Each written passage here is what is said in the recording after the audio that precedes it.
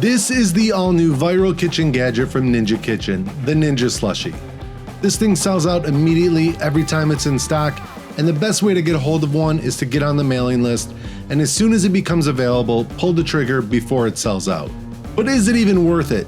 I paid $300 for this unit, and we've been using it like crazy, pounding all of the unnecessary calories to give you an honest review. Alright, honest opinion. The best thing I ever tasted in my life.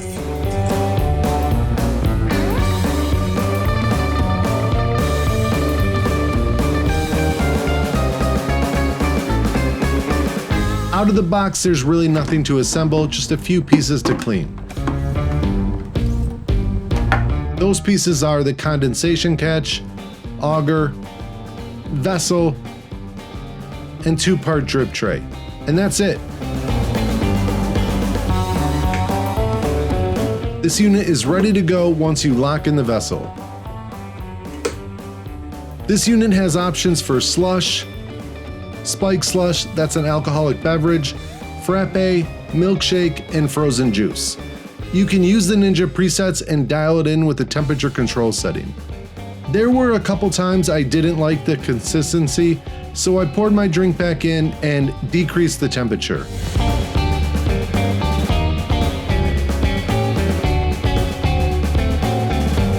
This is advertised as a professional frozen drink maker, but the max capacity is only 64 ounces or a half gallon. I feel like 64 ounces is a decent size for the average family. That's about 4 or 5 decent sized drinks, but keep in mind if you're having a party, it takes about 45 minutes to slush at full capacity. With my family of 9, we have to run it twice if everyone wants a slushie, and if we're having a party, we have to go multiple rounds, which takes some time. So as I'm editing this, Ninja has just announced a new vessel size of 88 ounces, and it looks like you can purchase the 88 ounce vessel for your current slushie, and the new vessel is also anti-drip. Kind of annoying they didn't just come out with that in the first place. There are other slushie makers with higher capacities, but they are considerably more expensive. There's also a couple cheapo slushie machines that are half the capacity as Ninja, but considerably less expensive. So how does it work? We made a couple rounds of the frappe recipes in the book, and these are very easy recipes to follow. This recipe calls for 4.5 cups black coffee, 3/4 cup caramel sauce, and 2.25 cups half and half. That's it, just 3 ingredients. Now, the directions say do not add hot ingredients, and I wouldn't call this hot, more lukewarm, but I didn't see that in the instructions till after I made this. It would be better to chill this before you put it in. This took roughly 50 minutes to finish, which isn't too bad considering the starting temp was 110 degrees. We thought these were great and the consistency was perfect. We think they're as good as any frappe you can order out, and of course you can tweak the recipe to your liking and add whipped cream and drizzles to make it even better. But consistency wise, it's spot on. So if you're not making more of the same drink, you're going to want to run it through the rinse cycle, which turns off the evaporator and stops the chilling process. For this, you want to add hot water to the fill line and dispense it all out. You can see in this case it doesn't clean it all the way, so you still need to remove these parts, clean them, and give the evaporator and inside a wipe down with a damp cloth. One of our absolute favorite things we made was apple cider slushies. We use apple cider from a local apple farm, and this is just so good. I went with the smaller amount for this one because we're testing a few drinks today. You can see here how the auger works as it rotates the liquid over the evaporator, which cools it down. As of this video, this is by far my favorite slushie.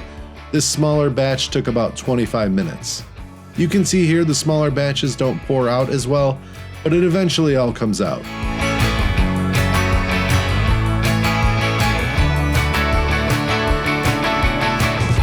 The next pour was a little faster.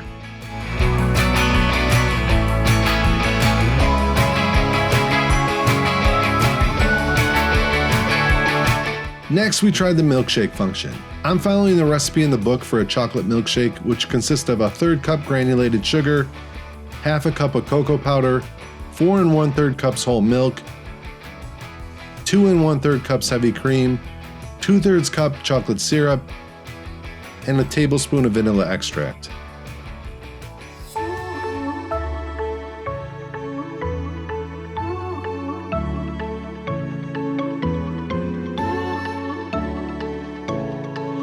This took 38 minutes to become a milkshake, and I would say this is a pretty good consistency. I've had thicker milkshakes, and you could tweak this with the temp setting, but overall, this is a solid milkshake. Easy to drink with a thick straw, and I'm a fan. The best thing I ever tasted in my life. On to frozen juice. For this, we picked up some random mango juice blend we found at Costco, and I just dumped it in and selected the frozen juice setting.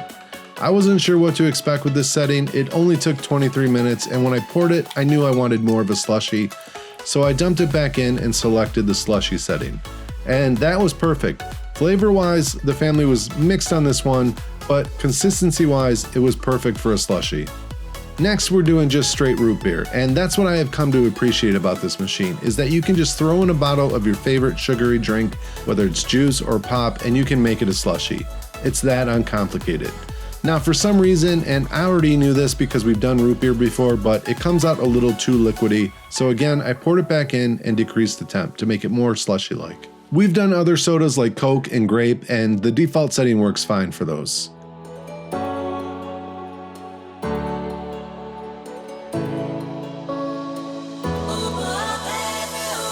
Now, sometimes if it's too thick, it's hard to get that last bit out, and something interesting happened here.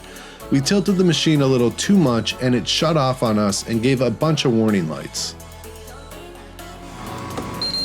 Oh, what happened?